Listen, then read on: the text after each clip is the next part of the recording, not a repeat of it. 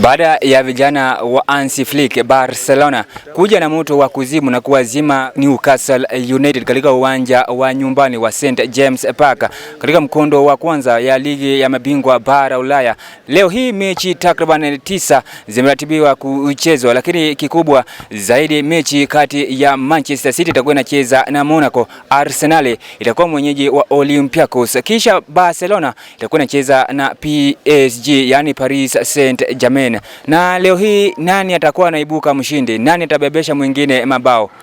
Barcelona na PSG hapo naona ni game ngumu nayo, lakini itatatiza wengi, lakini nasema Barcelona kama kawaida.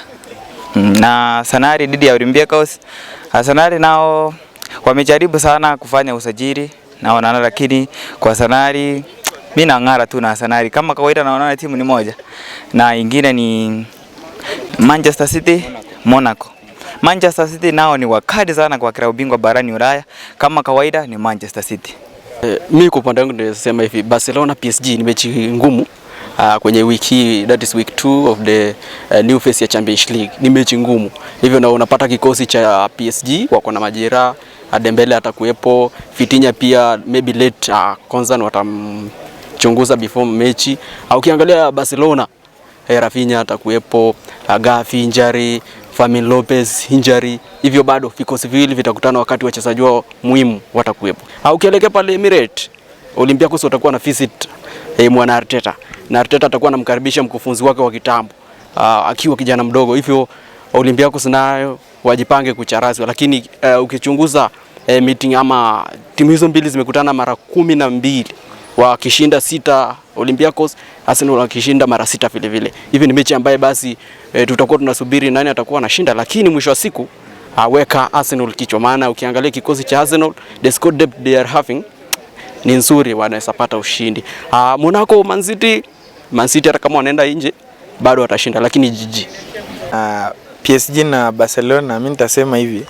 Kwanza Lamine Yamal akona hasira juu ya Ballon d'Or. Dembele alimnyang'anyanga Ballon d'Or na Dembele akona injury hata kwa hiyo game. So mimi kitu naona Hansi Flick atakuwa na wakati mgumu sana kumsimamisha Luis Enrique, kwa sababu ukiangalia Pedri huku pia wako sawa, lakini ukikuja huku kwa PSG, Nuno Mendes alimshinda nani Lamine toka kitambo sana. Rafinha yuko, unaona. Sasa itabidi Rashford acheze huko, Lewandowski. Sasa hapo mimi kitu naona PSG watapiga Barcelona vibaya sana. Yeah. Then hapo kwa Arsenal na Olympiacos, kusema kweli mimi nachukia Arsenal, lakini Arsenal hawachukiki. Sipendi timu lakini haichukiki.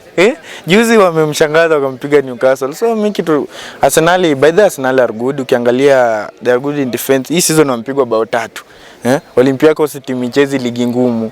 Arsenal will automatically win. Itapiga Olympiacos. Yeah, that's a genuine, yeah, watawin.